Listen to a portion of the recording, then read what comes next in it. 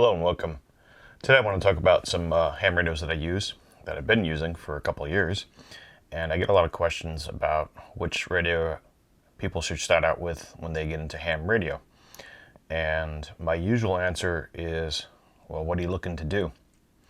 There's a whole variety of questions that are necessary to figure out where to start when you get your first ham radio.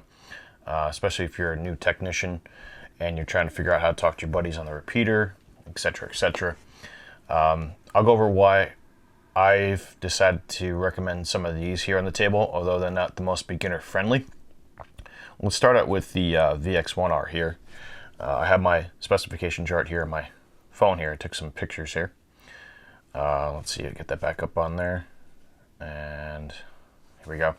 This is the Yaesu VX1R. So I'll talk about it first initially. I recommend this one because it's a small micro HT. It's got a very low transmission watt output. I guess you can see our peak envelope output, where on the battery you're going to get about 500 milliwatts. On the low setting of the battery you're going to get about 50 milliwatts. So this is a very short range micro transceiver. This has an aftermarket clip on it. I have an aftermarket lanyard. I have an aftermarket antenna as well.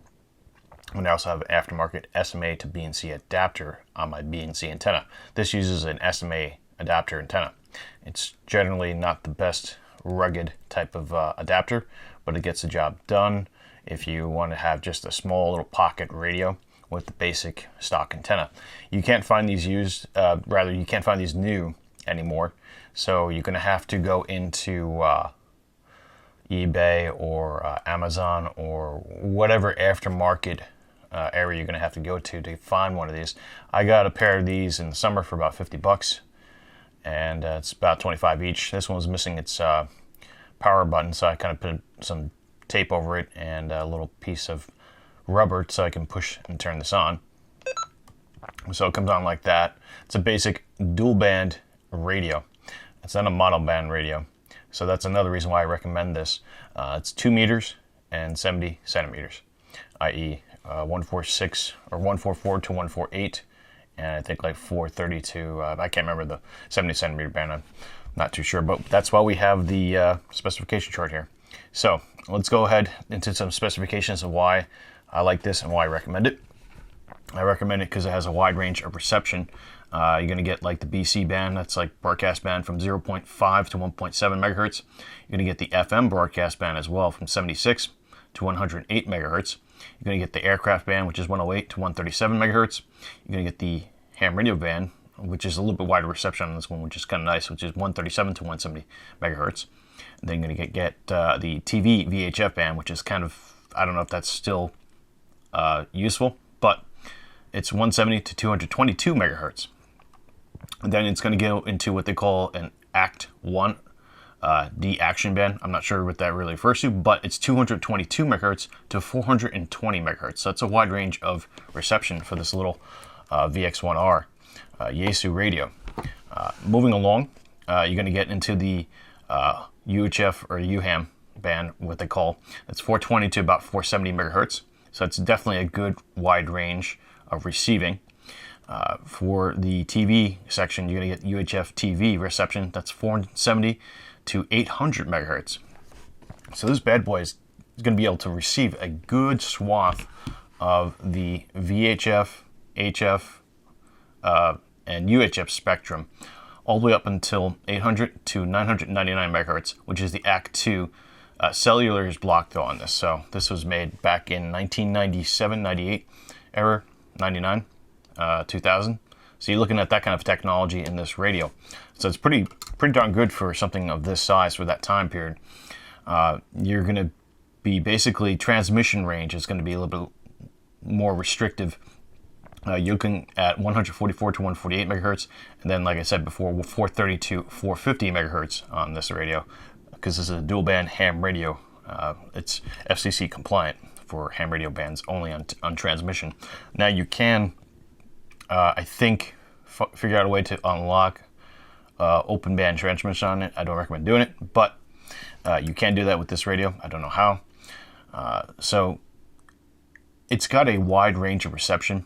It's a super heterodyne circuit, double conversion, super heterodyne circuitry in there. So you've got a bunch of other information here you can look up. But if you're on the wall wart or the AC power output into here on the side, this DC input, if you're running from the wall, right, and you're getting your 6 volts in there, you can transmit at 1 watt out with this guy, and I think about 200 milliwatts out for the low power. So it does go up to about a watt, a little less than that probably, but the reason why I recommend this for maybe a beginner is because it's a small radio. It's not big like these big radios, and traditional radios are a little bit bigger than these two radios. So this is what we call a micro HT. You have a lot of access, as you can see, to a lot of bands, and you can put different connectors on here to modify it to use B and C or whatever adapters you want on your radio, so you can connect it to an external antenna and use that as well. The knob up here is decent. It does get cracked in most models that I've seen out there on eBay.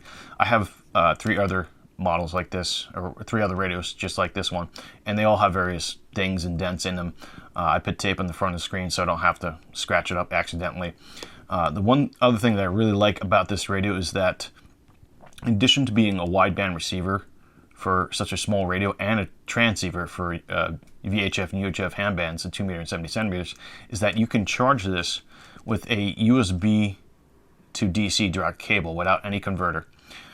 So what that means is I can run this off of my solar panels, my battery banks, and I can also charge the battery as well. Although you can't do both at the same time, it's still relatively convenient in the field, and the audio clarity on this is pretty decent. So again, the speaker is okay. It's not the best, but it's actually a decent quality for a radio of its size. You have, it gets pretty loud there. You can change the volume pretty quickly. Push one button, drop it down. You can change the squelch, open it up, put it back to close here, or number 3. You can program this relatively easy. Once you get the hang of it, it's a quick program kind of radio. Again, it's a great radio. The only downfall is for beginner is that it's old, for number 1. 2, it's hard to find. 3, it's going to be used if you buy it. 4, maybe the programming settings inside of here are not the most user-friendly, maybe. I don't know. I find them friendly in my opinion, but my opinion could be very different than yours. So I try to front-end program all my radios, because if I'm in the field, I need to be able to make changes on the fly, and I can't do that from the computer. I do know that they did make some kind of computer software for this one, but I don't know what it's called anymore, or if it even runs on the latest operating systems of Windows or Apple or whatever. So you have to look up that information on this radio. I recommend it based on my experiences of using a quick radio to pick up. You can hold down the memory V button. This one's really worn out, and you can lock it, and you've got a locked radio. You're not going to accidentally change your frequency or whatever. So it's kind of nice, like, having that function. All these radios have that function too. So this could be in my pocket, and if I'm going to talk to my family or my brother or somebody on the mountaintop, I'll hear them in my pocket. And the nice thing about this radio also, why I also recommend it, is that it has a saver option. Once it blink, you can kind of see it here. It's blinking.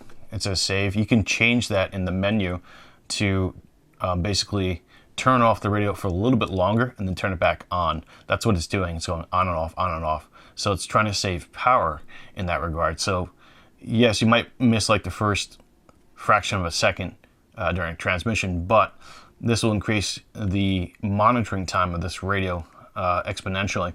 And I find that very useful for taking this radio as a monitoring radio, especially on my Summit on the Air adventures, or just hilltopping adventures, and keeping it on, or just when I'm doing very close communication work within like 50 feet of someone in my group. This is a very convenient radio, and I also put it into my small EDC bags. So this is a very useful item to have in an EDC bag, because it's small, lightweight. You can power it. I should show you what the battery looks like when you run on here. The other downfall with this radio is the battery latch. It's good, but if you drop it, it'll open the battery latch and the battery will come out. You can buy these replaceable batteries online. They're about $22, $23 or so, maybe a little bit more, a little bit less.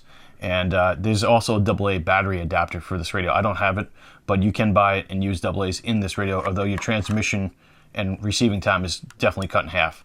So I stick to the lithium ions because I can charge them inside the radio. The battery itself, I think, has some kind of BMS unit in it to kind of monitor and, you know, let me know when or let the basically it's an intelligent kind of circuitry on top of the lithium ion battery in here, so it tells this one not to charge anymore. So it's a very convenient, streamlined system. Yes, it's old and it's worn out, and it may be too hard to read for some people, but overall I think it's a great starter radio for anyone who's really getting into ham radio and wants to get further into it. This is a good little radio to pick up and put in your shirt pocket. It's a casual, convenient radio, and that's where the real value is that it's small, easy to conceal and use as a secondary or even a primary radio in certain situations. The best kind of tool you have on you is the one you have in the moment you need it. So this is likely to be on you if you need it. All right, so moving along from the VX1R Yaesu, gonna open up my phone here again. We're gonna go ahead and look at the quad band VX7R. The reason why I recommend this one is because, number one, it's submersible. This one's beat to hell, as you can see. I've taken this out on the trails. It's got an aftermarket antenna, B&C antenna here. It's got an SMA to B&C adapter, much like the Yaesu VX1R here. It does have two knobs in here. One's a volume control. I'll turn this one on so you can see it too. It's got a backlit screen. This is the radio station here. I'll turn this off. We're on the calling frequency here. You can label your frequencies in this one. You can also do that with these also, but this one you can also do the same thing. The alphanumeric keypad allows you to do that. Moving along, this is waterproof, unlike the VX1R. You can dunk this in the river or whatever for a certain amount of time. I don't recommend ever doing that with anything that's submersible, only for testing purposes to see if it's actually legitimately working. Other than that, you generally don't want to be mistreating your radio gear like I do. I've had this working on the trail in the mud and the dirt, and I have lost these knobs. They have taken a hit against a rock or something. They can come off, so you got to keep that in mind. You can buy more from Yaesu. I think they're still selling the parts here, but just be aware that these can come off. The back clip, I personally like the stock back clip. This is not a stock back clip. This is an aftermarket one. These clips aren't the best in terms of ruggedness, but they are very convenient for me in my uses. They fit on my belt pretty well, my 2-inch web belt that I wear. 1-inch belts that fit fine, but beware, the smaller ones will break easily. The latch will come off here. This is the weak stress point up here. So you might have to replace this. Some ham radio guys just opt to remove this completely, and same thing with this little adapter on the back there. So they don't have that, they just carry it the way it is. I do like having lanyards on my radio because I generally, when I talk, I sometimes might drop it. So that's another reason why I would recommend this to somebody who's getting into ham radios, that you have a whole bunch of customization options on here for how you want to carry your radio. And that's a very efficient and good thing. On the side here, we have our DC in port. On the back, we have a lithium-ion battery pack. This also comes with a, well, it can come with a AA battery pack if you get a good deal. Again, they're not actively making this radio anymore from Yaesu. They're making the smaller brother of this, which is the VX6R, and the VX6R is sort of like almost the same form factor. It's a little bit smaller, but it's not a dual radio. It doesn't have a main and sub or an A and B radio inside. It just has one radio in there, one transceiver, I should say. And it's also a tri-bander. This happens to be a quad bander. So let's get into the specifications here for a moment. The quad band VX7R, you're going to be receiving on the broadcast band 0.5 to 1.8 megahertz. That's your broadcast band. This also can receive shortwave band. According to the literature here, it's 1.8 to 30 megahertz shortwave band. That's AM on this guy here. You can also receive from 30 to 59 megahertz, which is this, and that crosses over into the 6 meter amateur band. You can also receive 59 megahertz to 108 megahertz FM. You can also receive 108 to 137 megahertz, which is the air band, 137 to 174 megahertz, which is the extended portion of the ham radio band, which is the 144 megahertz to 148. Moving along, VHF TV 174 to 220 megahertz, VHF TV 220 megahertz to 225 megahertz, which is your 1.25 meter band. So this does do 1.25 meter. I forget what power outputs for each band this one does, but we'll get into that in just a moment. 225 to 420 megahertz, which is the Action 1 band, that's what they call it. 420 to 470 megahertz, that includes the 430 to 450 megahertz ham band. You're looking at 470 to 729 megahertz, which is UHF TV, and then from then there's like a skip.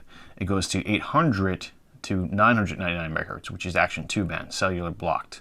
The frequency transmission range of this is 50 to 54 megahertz. That's in FM and AM for this radio. This actually does 6 meter AM. I've used this radio on 6 meter AM before.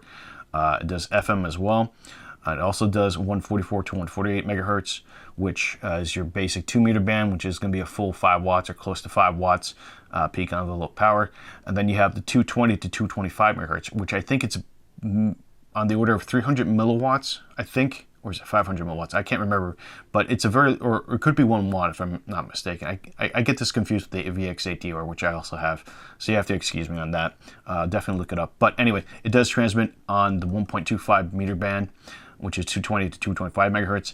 Then 70 centimeters, I think this is about 4 watts, if I'm not mistaken, 4.5 watts, maybe a little bit less, a little more, but that's 430 to 450 megahertz. So there are your 4 bands there that you can use with this quad bander. They don't list it on the literature, the advertisement, which is interesting with the VX7R. I think primarily because they feel maybe it's not, the 4th band is not really practical in their mind, but anyway, it can transmit legally and within factory spec on 4 bands. The 6 meter band, which is 50 to 54 megahertz on AM, I think it's only 1 watt or less out. So you have to keep that in mind with the if you plan on doing AM work with this.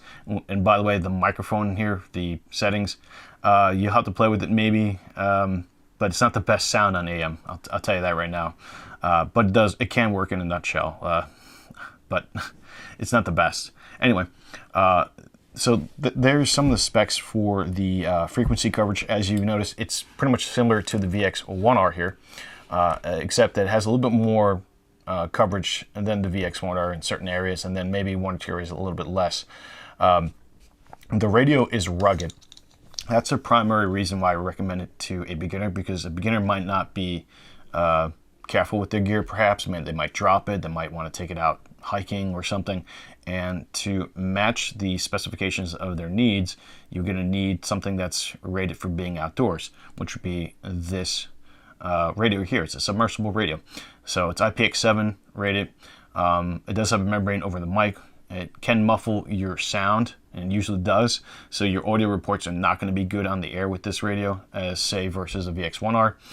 It's also a membrane covering the speaker too. Basically, that's going to have kind of like a tinny sound in the audio, so the audio quality is not going to be the greatest sounding from this radio. But here, you can hear that. I have another mic here. It's a Audio Technica AT822, just off to the side. It's a stereo mic.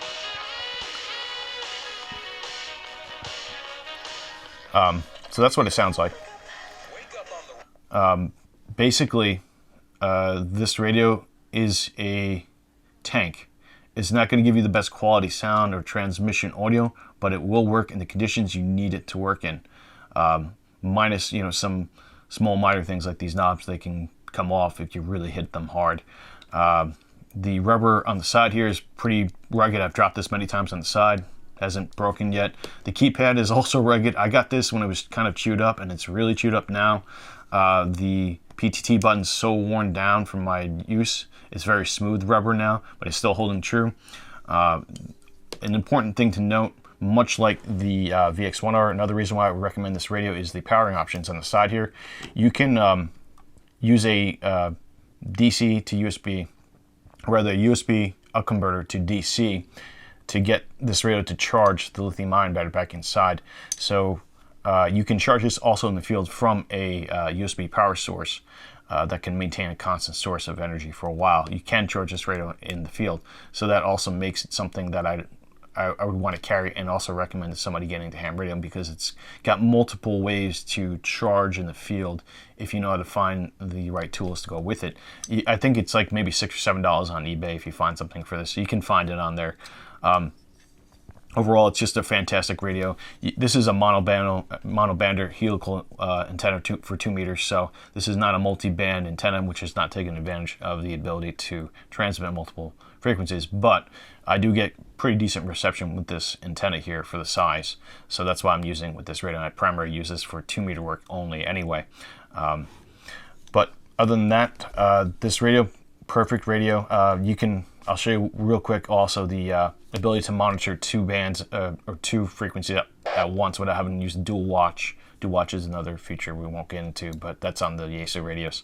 So I'm monitoring the 146, and then I'm also monitoring another frequency in the 2 meter range, a repeater here. So you can hear 2 incoming signals on here. It kind of gets a little mixed matched, but you can kind of decipher it. It's not really practical to me, but it might be for you.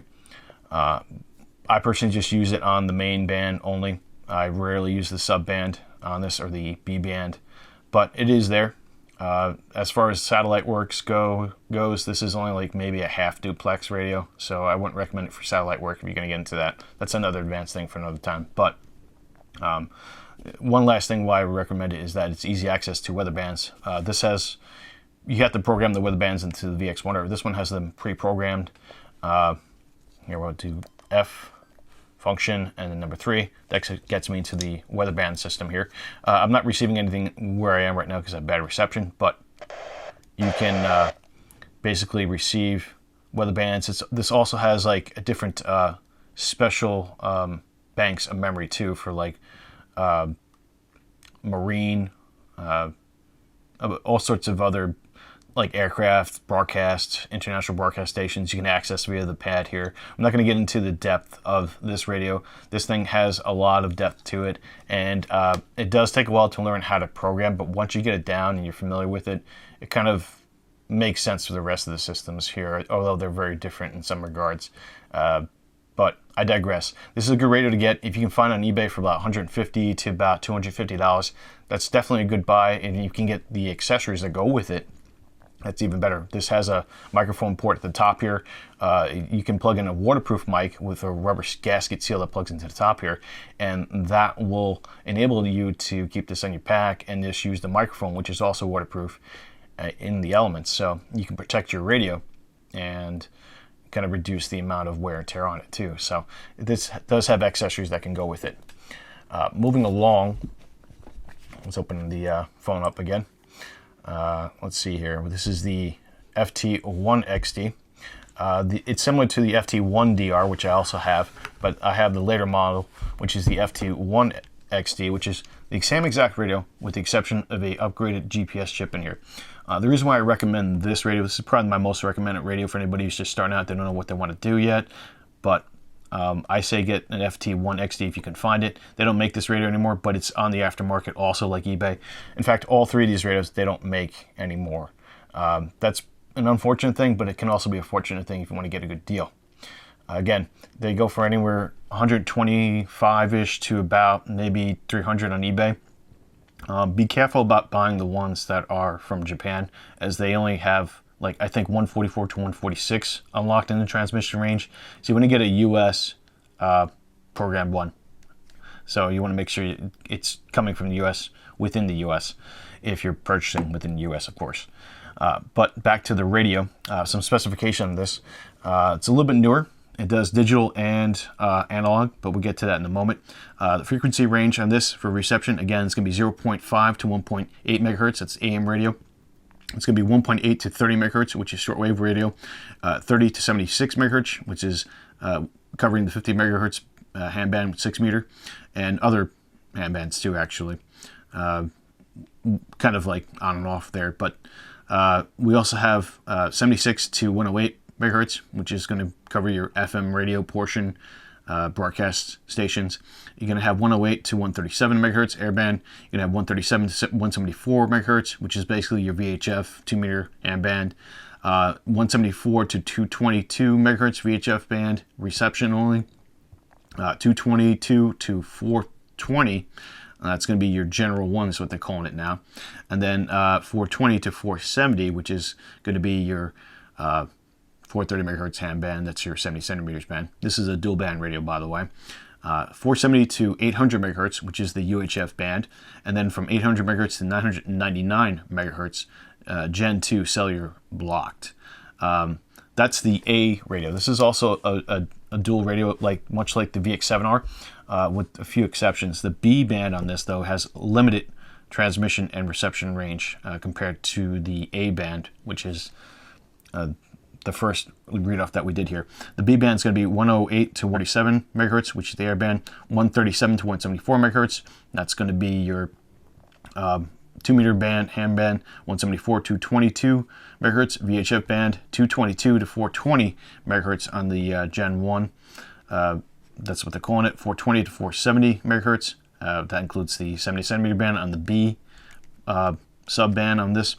And then we have 470 to 580, which is the UHF band, and then from there, that's where it stops on the B band. Coincidentally, the B band on here is also limited in a similar fashion to the B band on this. I forgot to mention that before with the VX7R. So that's a similarity with these two radios here.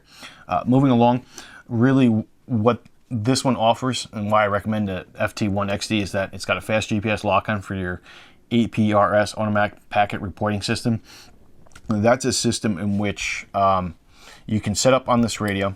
It'll lock on to GPS satellites if you turn on the GPS module in here. If you don't, you can save more power with the radio, but if you do, you drain the radio a little bit faster, but you'll get your coordinates, longitude, latitude, and what you can program this radio to do is to transmit on 144.390 megahertz.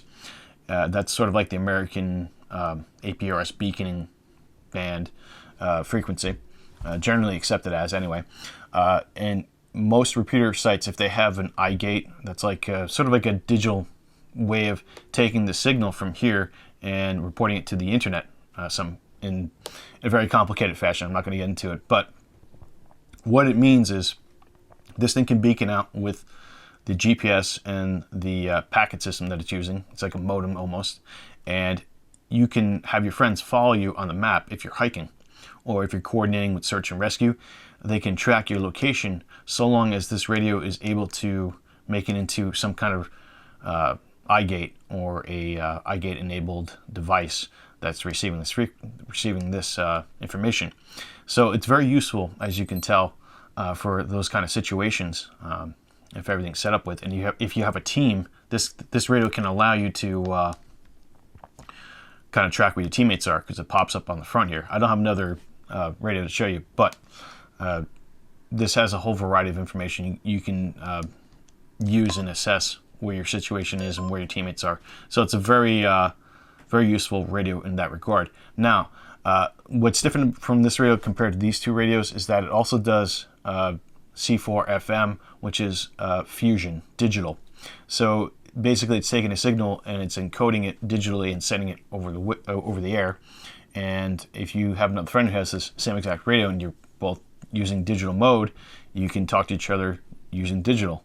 It goes a little bit further, but the explanations on aside, it'll drop out faster. So it's like kind of think of like a curve when you're hearing a frequency and it's kind of getting more into the noise level as you're getting away. It's got a gradual change, right?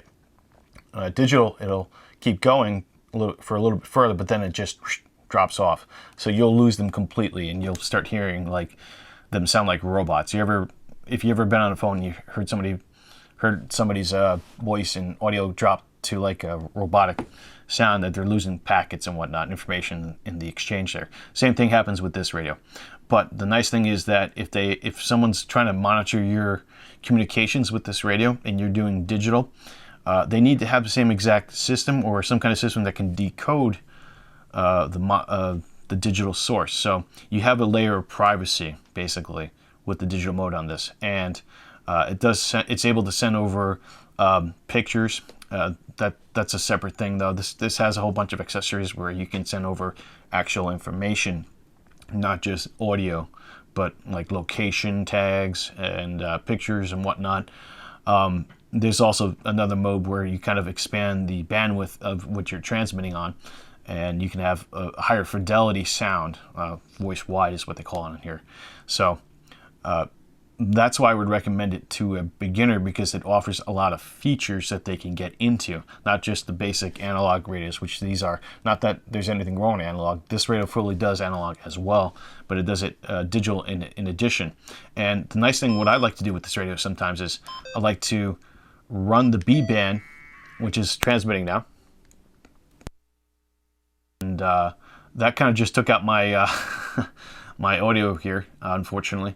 I don't know if that came through in the camera, but it'll transmit out, beacon out, and it'll send my report back. And you can also monitor the calling frequency. So I can talk on one and use the other one as a beaconing frequency. I'm going to turn this off so I don't fry out my sound devices through a tube mixer and the microphones here.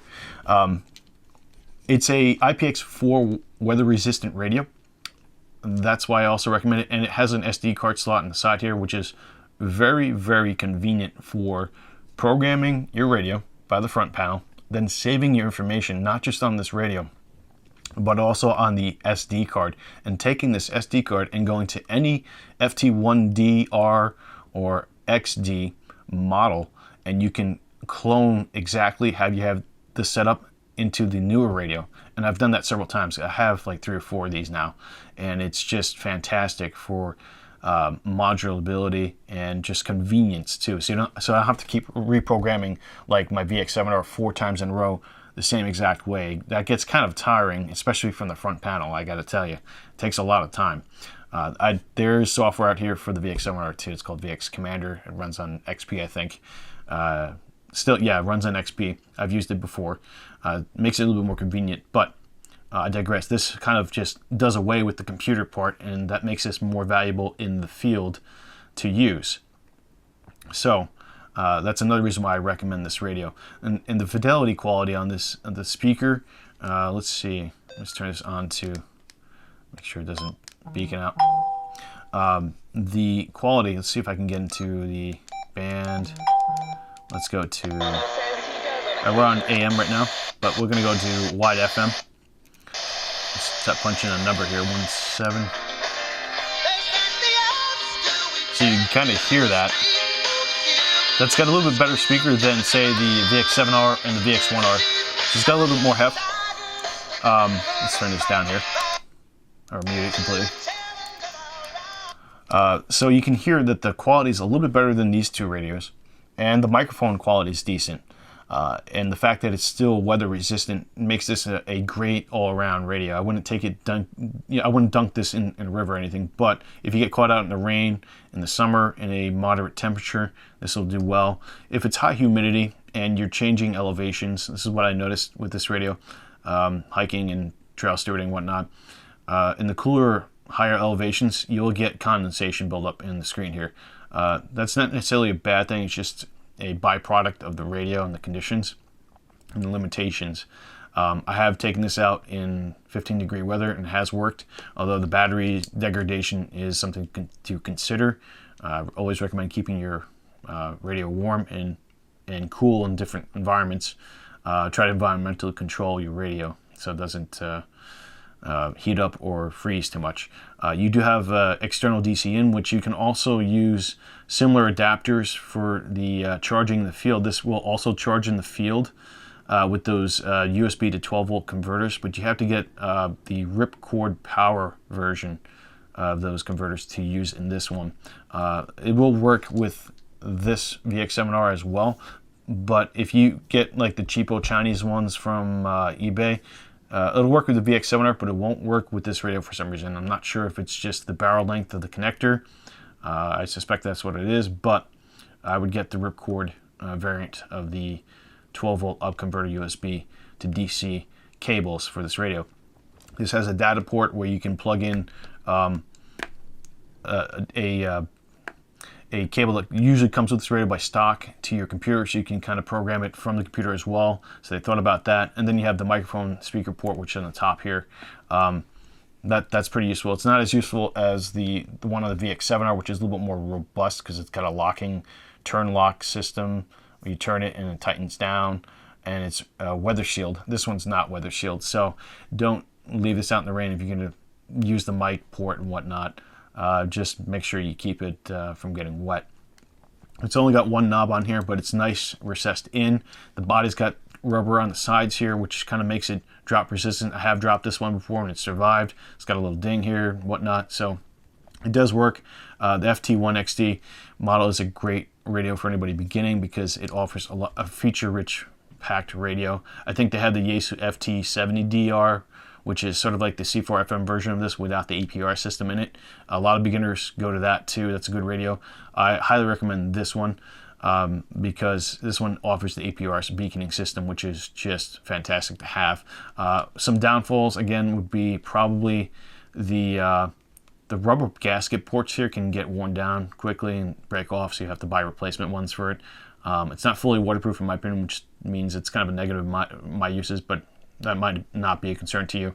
The battery unit in the back, sometimes you have to kind of push it in and keep it in contact. Sometimes if you drop it, it'll disconnect and you have to reinsert it in to make contact. So those are all minor things in my opinion with this radio. It's a very good radio for a beginner, although it's somewhat complex in some areas, like the menu system can be kind of convoluted. It's see. And we'll go to band, PM. The menu system is actually arranged differently than in the VX7R and the the VX1R as well. So it's a little bit more organized. I like that personally.